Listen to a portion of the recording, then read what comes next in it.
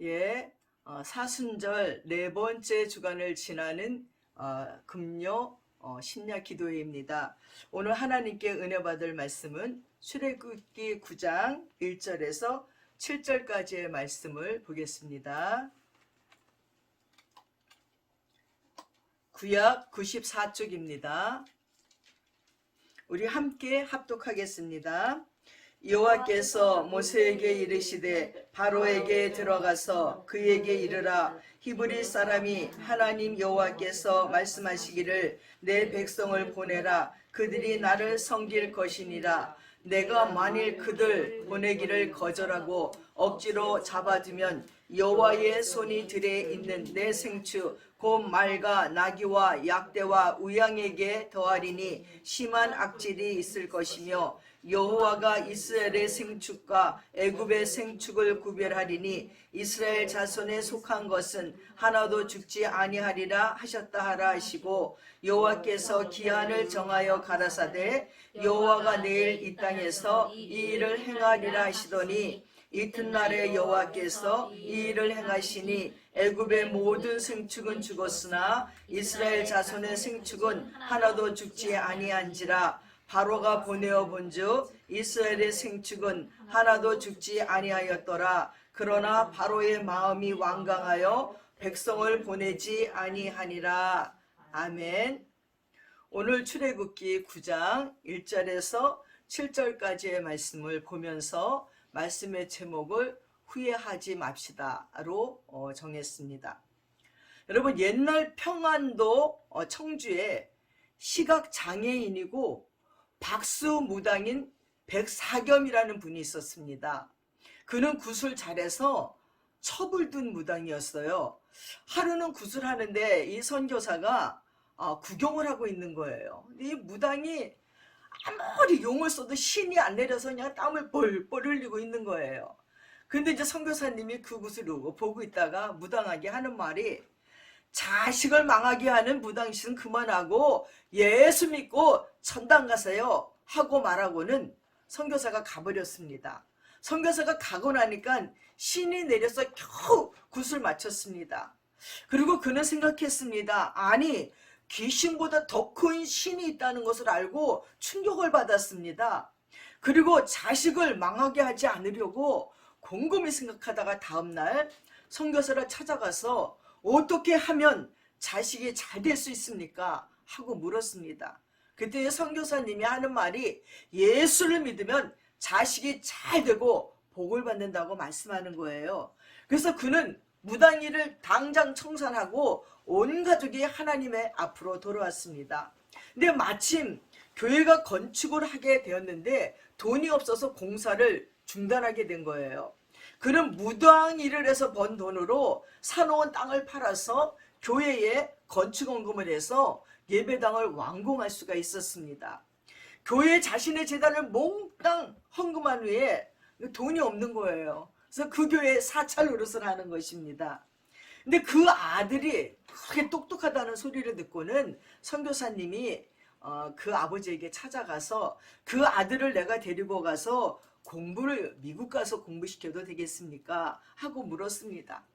아버지는 아들을 미국에 보내겠다고 하였고 아들은 선교사의 도움으로 미국 가서 공부하고 돌아와서 우리나라의 초대 참의원 의장 그리고 문교부 장관 연세대학교 총장을 지냈습니다. 그 아들이 바로 백낙준 박사입니다. 그의 아버지는 무당으로 귀신 앞에서 하나님 앞으로 돌아왔습니다. 어둠에서 빛으로 돌아왔어요. 그의 아버지는 하나님 앞에 남은 한 등불이 되어서 온 가족을 살리고 그의 아들은 우리나라 교회에 그리고 학교에 큰 공헌을 했고 얼마 전에 또 세브란스 그 연대에서 행사가 있는데 이 백낙준 박사의 후손들이 미국에서 살고 있는 후손들이 다 와가지고 또 많은 돈을 헌금을 하고 또 거기에 필요한 연세대에 필요한 것들 또 거기 세브란스 병원에 필요한 것들을 준비한다는 것을 뉴스로 들었습니다.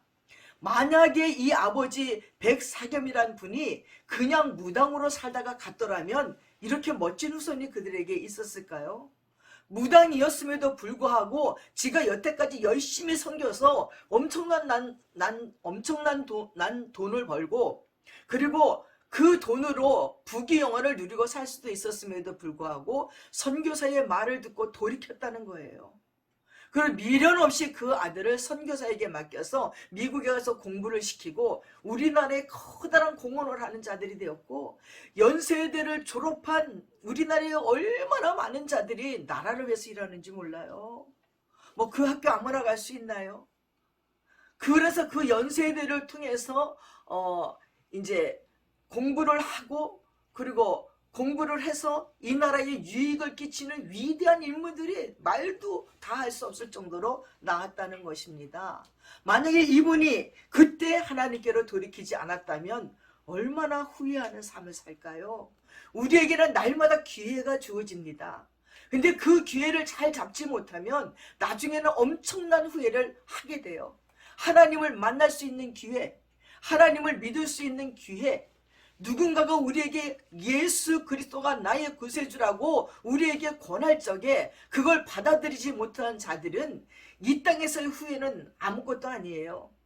훗날 하나님의 심판 앞에 섰을 적에 그들이 지옥에서 천국을 들어가는 우리들을 바라보면서 얼마나 후회를 할까요? 그때 그 말을 들었을 걸, 나도 그때 돌이킬 걸 하는 그 후회가 얼마나 많이 있었을는지 모릅니다. 여러분, 그리스도인은 하나님을 경외하는 자입니다. 하나님을 높이는 마음이 없을 때는 감정에 따라 움직여요. 상황에 따라서 하나님을 대하는 태도가 달라집니다. 하나님께서는 이런 자를 위해 여러 가지 사건을 통해서 죄악을 깨닫게 하십니다. 그때는 빨리 회개하지 않으면 깊이 후회하게 됩니다. 그러면 우리가 후회하지 않기 위해서는 어떻게 해야 되겠습니까? 그 첫 번째가 오늘 1절과 7절 말씀을 보면서 욕심을 버려야 되는 거예요. 하나님께서 모세에게 다시 바로에게 가서 내 백성을 보내라 하고 말하라고 얘기했습니다.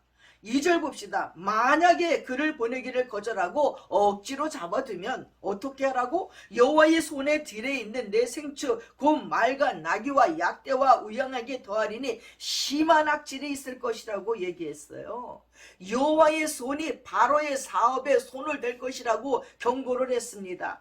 그러나 이스라엘의 생축은 구별하겠다고 했어요. 4절 말씀에 보니까 애굽의 생축들이 다 재앙을 받는데 어디 생축만? 고센 땅에 이스라엘 백성들의 생축만 하나님이 구별한대요. 이때 바로 하는 반응을 보시기 바랍니다. 그는 노동력이라는 그 욕심에 사로잡혀서 모세의 말을 거절해버려요. 그래서 하나님께서 그 다음날 애굽 전 지역에 심한 악질을 보내요. 그리고 모든 생축을 죽게 하는 것입니다. 여러분, 왜 하나님께서 애굽의 산업인 생축을 치셨습니까? 바로가 가장 사랑하시는 것이 거기 때문이에요. 여러분, 우리가 인생을 살다가 하나님보다 더 사랑하면 절대로 안 돼요. 정말 한번 경험해 보세요. 내가 하나님보다 더 사랑하는 것이 있으면 하나님은 가차없이 제거해요. 하나님은 질투하시는 하나님이라 그랬어요. 하나님보다 우리가 더 사랑하고 더 섬기고 더 위하는 것이 우리에게 있게 하지 아니하시는 하나님이라는 것입니다. 바로가 가장 사랑하는 것, 그것이기 때문에 하나님이 그의 산업을 칩니다. 하나님께서는 바로를 직접 치는 것이 아니라 바로가 가장 사랑하는 산업을 쳤어요. 이는 바로에게 회개할 기회를 제공하기 위해서입니다.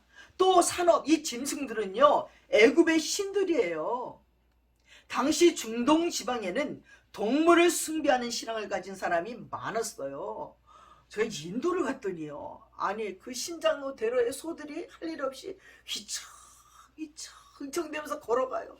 그러면 또 어떤 아줌마들은요, 이 바구니에 풀을 갖다가 또 소들에게 막 가서 먹여요. 아니, 그리고 다른 사람들은 굶어 죽어 먹을 게 없어서 빼짝 말라갖고 그 더운 나라에 그냥 땀을 흘려서 진짜 뼈하고 가죽만 붙은 사람들이 먹을 것이 없어 굶어 죽으면서 소들은 그렇게 열심히 먹이고, 또 어떤 곳은 가서 보니까 소에게 풀을 사 먹일 수 있는 것을 헌금하라고 또 거기다 이렇게 헌금할 수 있는 걸 놓고 오고 가는 사람이 소가 신이라고 생각해서 거기다 돈을 던지면 그 사람은 그 돈을 갖다 풀을 사다가 할 일 없이 신장로를 거니는 소들을 먹이는데, 제가 보기에는 소들이 더 불쌍해. 신이 된 소들이 더 불쌍해.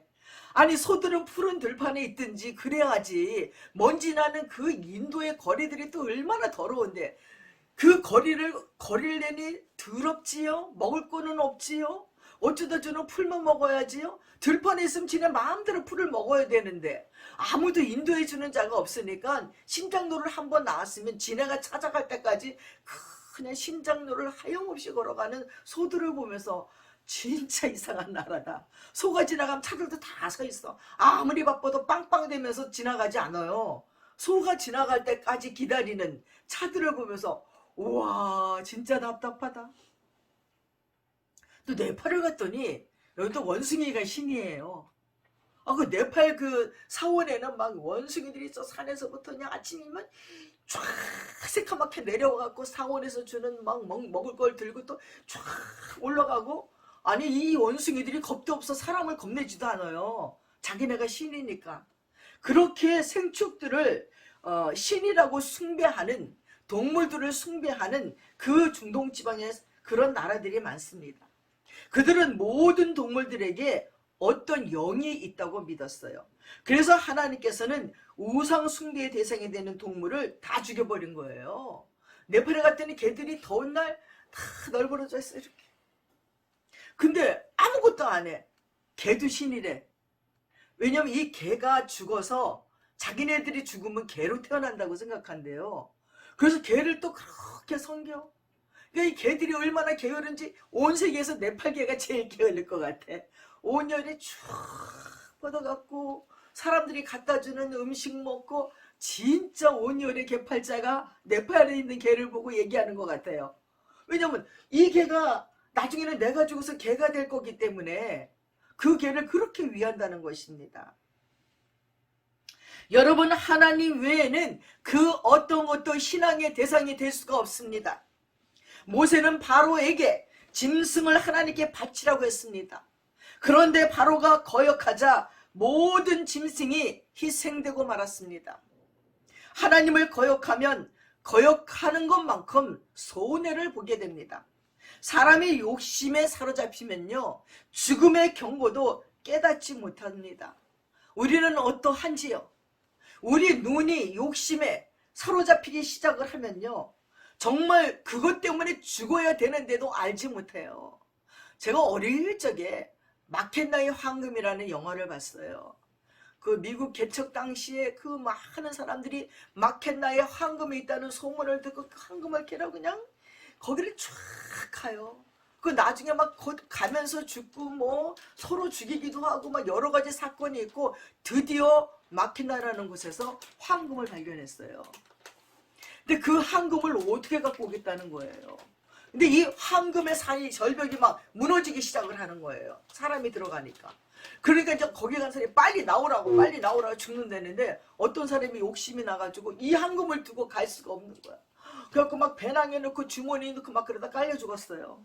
간신히 말을 타고 마켓나에 있는 황금을 하나도 안 가지고 막 쏘살같이 그 마켓나라는 큰 동굴을 빠져나온 사람만 사는 것을 어렴풋이 어릴 때 본 영화가 있습니다. 아니, 그 황금을 다 가진들 자기 생명에 이르면 무슨 소용이 있습니까? 그리고 그 마켓나에 있는 그 많은 황금을 어떻게 운반을 하겠다는 거예요. 내가 영화를 보면서도 저 사람들이 황금을 캐러 간다고 가지만, 야, 저 많은 황금을 어떻게 들고 가겠다는 거야. 이 사람이 막 정신없이 막 도망을 오는데, 그 말 옆에 안장하는 주머니에 있는데 거기에 황금 덩어리가 한 개인가 두 개인가 들어있었어.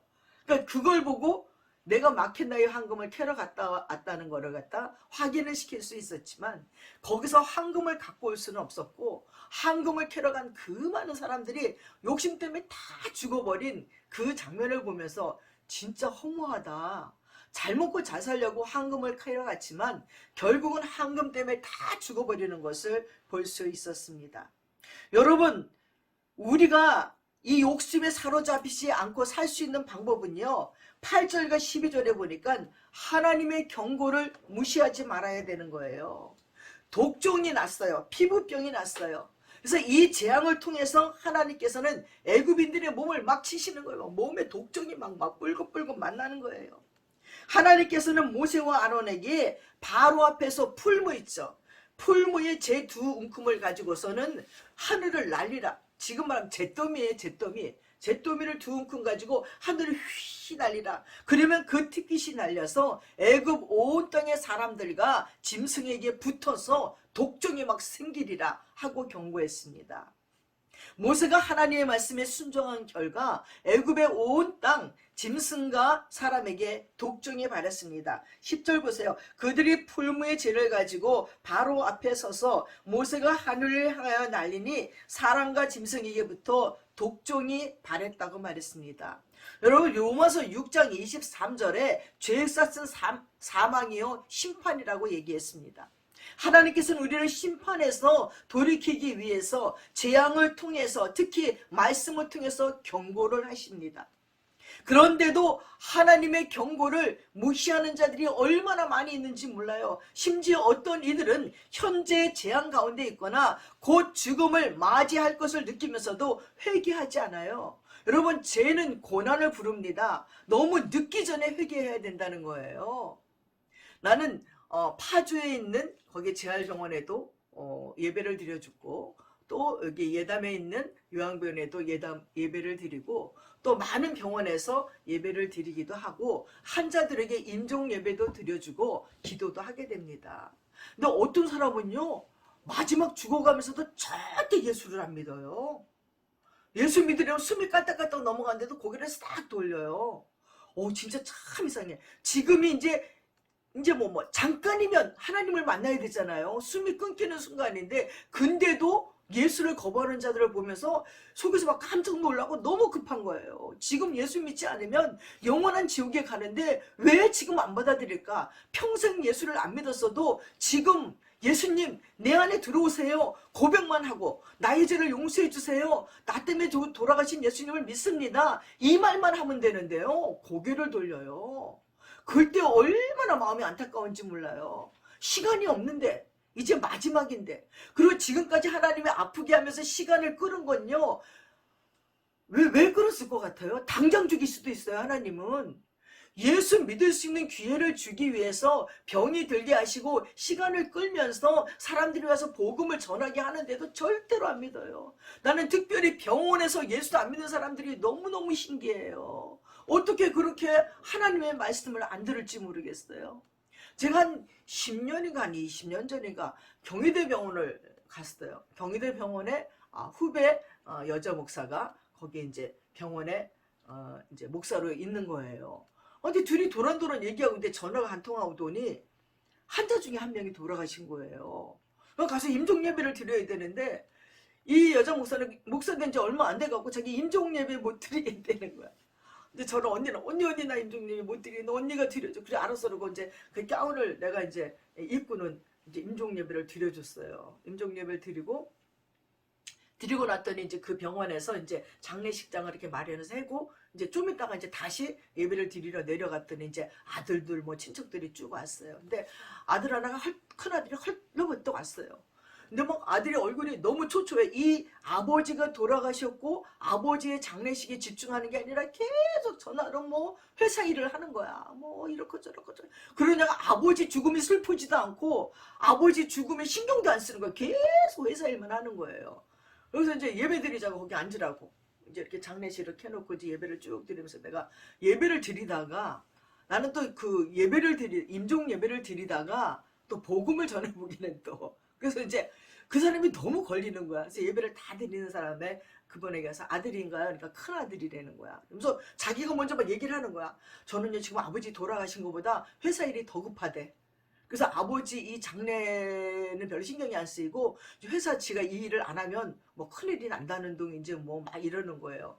근데 이러고 있다 보니까 이 사람도 병이 들은 것 같아. 그래서 내가 예수를 믿으시냐니까 안 믿는데 지금 시간이 없어 예수를 못 믿는데 그래서 내가 오늘 아버지가 돌아가신 걸 보면서도 우리들의 생명이 영원히 있는 게 아닙니다. 시간이 없기는요. 하나님이 지금 오라고 부르시면 가야 되는데 뭔 시간이 없으니까 그러니까 지금 부르시면 갈지라도 시간이 없대. 그래서 아니라고. 예수 믿으셔야 된다고. 언제 우리에게 죽음이 올지 모르고 언제 우리 앞에 심판대 앞에 우리가 언제 설지 모르니까 예수 믿어야 되니까 오늘 예수님 영접해야 된다고. 내 말을 듣고 예수를 영접하라고 했더니 시간이 없어서 당분간은 교회를 다닐 수가 없대. 끝까지 시간이 없대 이분이. 그리고 그분도 보니까 아주 얼굴이 초췌하니 온몸이 마르고 지금 병원에 지금 검사를 안 맡아봐서 그렇지 병든 것이 분명함에도 불구하고 나는 시간이 없어서 예수를 믿지 못하겠노라고 거부하는 걸 보면서 얼마나 안타까웠는지 몰라요. 사랑하는 여러분, 바로도 마찬가지예요. 아니 지금 하나님께서 이런 엄청난 재앙을 내려서 자기 애굽 백성들을 다 죽이는데도 아직도 하나님의 말씀에 순종하지 않아요. 아직도 모세와 아론의 말에 순종하지 아니하고 계속 번복하는 거예요. 하나님이 주신 기회를 계속 놓치는 거예요. 계속 하나님께서 인내하시고 하나님께서 기다리고 있습니다. 하나님께서는 오늘도 바로가 회개하기를 기다리시고 인내해요. 왜 그렇습니까? 16절 한번 봅시다. 내가 너를 세웠으면 나의 능력을 내게 보이고 내 이름이 온 천하에 전파되게 하려 하였습니다. 왜? 바로를 어떻게 한다고요? 하나님의 인내는 회개의 기회이고 온 세상으로 하나님을 알게 하는 것이 목적이었어요. 하나님의 인내는 회개의 기회라는 것을 알지 못해요. 하나님께서 미리 경고하시고 복종치 않으면 말씀대로 심판을 합니다. 때가 되자 하나님께서는 불덩이를 동반한 우박을 쫙 내립니다. 22절 한번 봅시다. 여호와께서 모세에게 이르시되 너는 하늘을 향하여 손을 들어 애굽 전국에 우박이 애굽 땅의 사람과 짐승과 밭의 모든 채소에 내리게 하라. 모세가 하늘을 향하여 지팡이를 들매 여호와께서 내 손과 우박을 보내시고 불을 내려 땅에 달리게 하시니라. 여호와께서 우박을 애굽 땅에 내리심에 우박의 내림과 불덩이가 우박 속에 섞여 내림이 심히 맹렬하니 애굽 전국에 그 계국 이래로 그 같은 것이 없던 것이라. 우박이 애굽 온 땅에서 사람과 짐승을 물어나고 무릇 밭에 있는 것을 쳤으며 우박이 또 밭의 모든 채소를 치고 들의 모든 나무를 꺾었으되 이스라엘 자손이 거한 고센 땅에는 우박이 없었더라고 얘기했습니다. 이것은 사람에게 뿐만 아니라 농산물에도 막대한 피해를 내렸어요. 바로는 어떻게 합니까? 27절 28절 보세요. 바로가 사람을 불러서 모세와 아론을 불러 그들에게 이르되 이번은 내가 범죄했다. 여호와는 의로우시고 나와 나의 백성은 악하다. 여호와께 구하여 이 내 손과 우박을 그만 그치게 하라. 내가 너희를 보내리니 너희가 다시는 머물지 아니하리라. 아이고, 이렇게 재난이 임할 때 그제서야 죄를 깨닫고 고백함은 하나님의 형벌을 면할 수 있는 유일한 길입니다.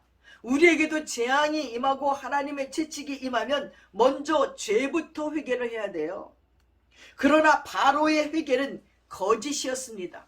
그렇게 진실로 회개했으면 얼마나 좋았겠습니까? 34절 보세요. 바로가 비와 우박과 내성이 그친 것을 볼 때에 다시 범죄하여 마음을 완강하게 하니 그와 그 신하가 일반이라.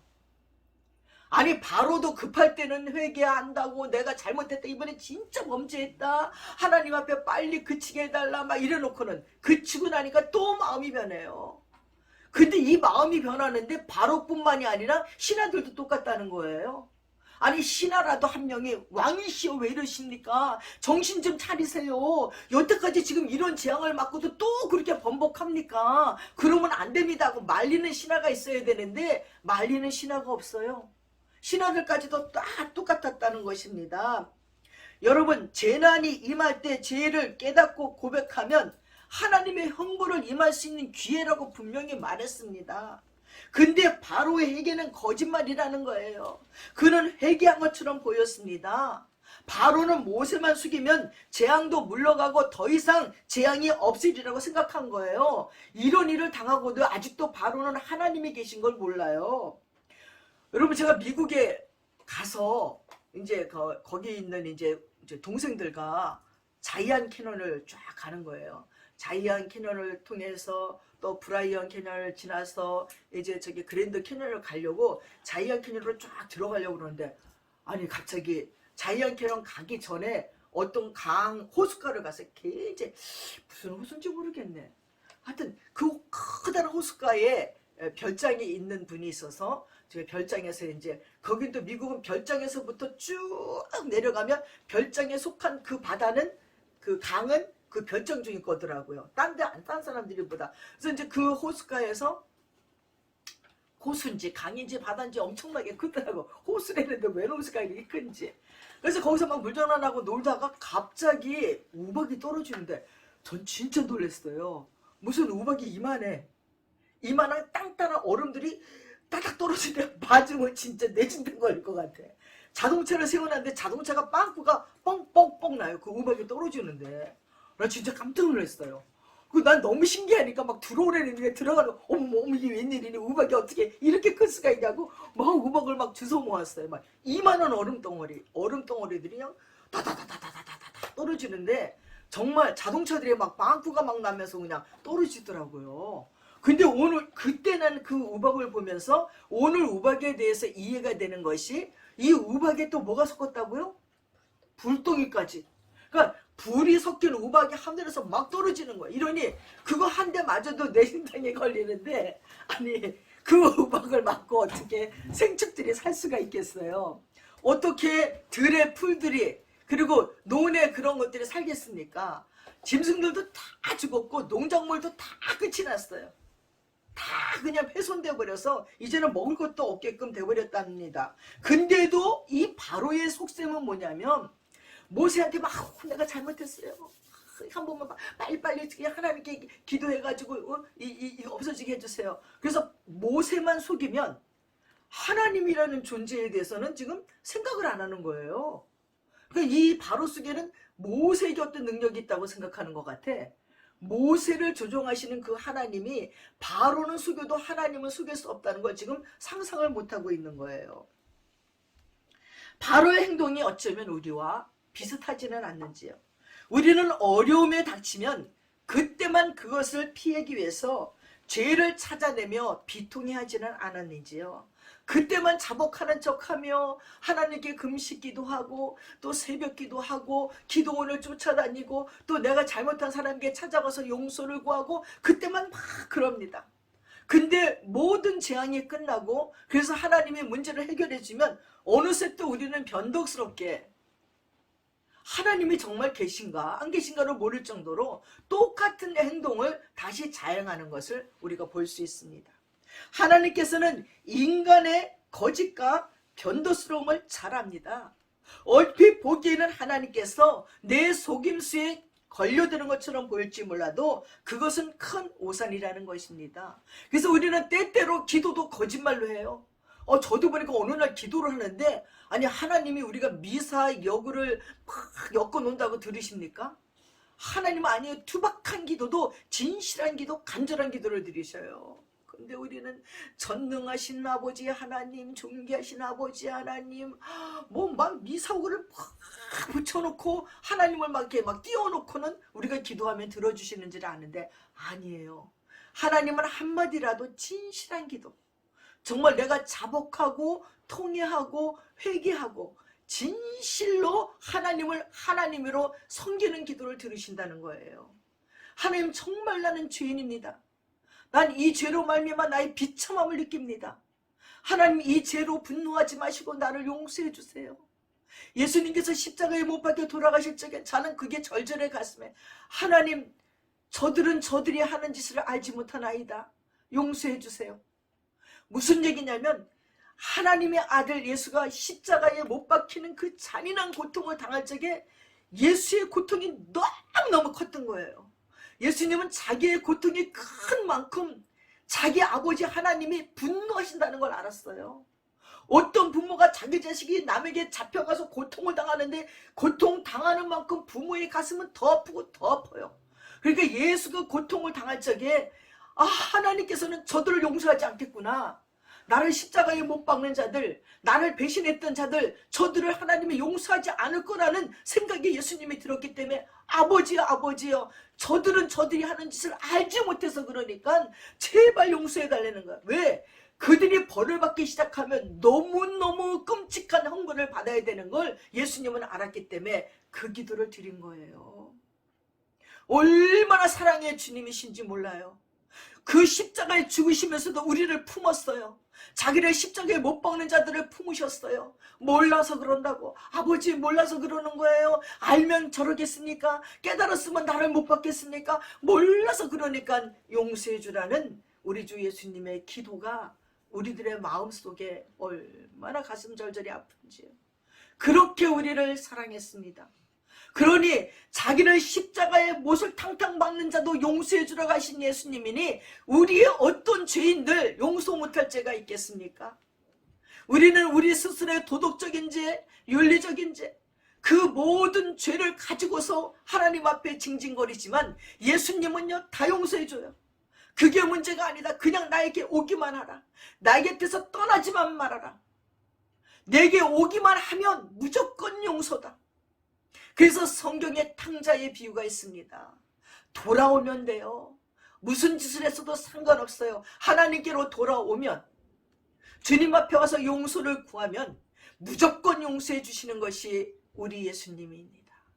이 사순절 기간에 우리의 마음과 우리의 생각과 우리의 몸과 우리의 삶을 하나님께로 돌이켜서 용서받는 시간 되기 바랍니다. 우리들의 죄 때문에 십자가에 못 박히러 오시는 이 사순절 기간에 우리가 해야 될 것은 하나님 앞에 철저하게 거짓이 아닌 진실로 회개하는 것입니다.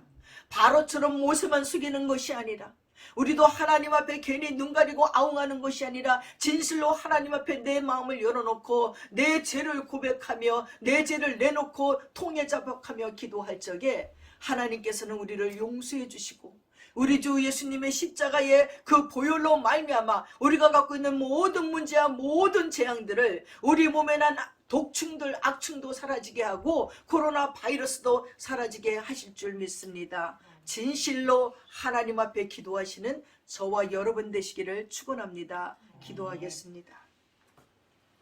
사랑하는 아버지 하나님, 우리가 모시간대 이렇도록 사랑하셔서 아버지 하나님 우리 주 예수를 이 땅에 보내셔서 끔찍하고 더럽고 누추한 우리들의 모든 죄를 그 몸에 감당케 하시며 십자가에 못 박혀 죽게 하셨나이까. 십자가에 못 박는 예수를 배신한 자들을 향한 하나님의 분노를 알기에 예수는 하나님께 간청하며 간구합니다. 그 끔찍한 십자가에 못을 박히면서도 그 끔찍한 고통과 형벌 속에 있으면서도 아버지 저들은 저들의 죄가 무엇인지 저들이 하는 짓이 뭔지조차 알지 못하나이다. 하나님 저들을 용서해 주십시오. 아버지 저들을 용서해 달라고 간구하는 우리 주님의 음성이 우리들의 마음을 아버지 두드립니다. 하나님 미련하고 어리석은 우리는 우리가 지은 죄가 뭔지도 알지 못하고 우리가 하는 짓이 예수를 얼마나 끔찍하게 못 박는지도 모르고 사는 자들입니다. 하나님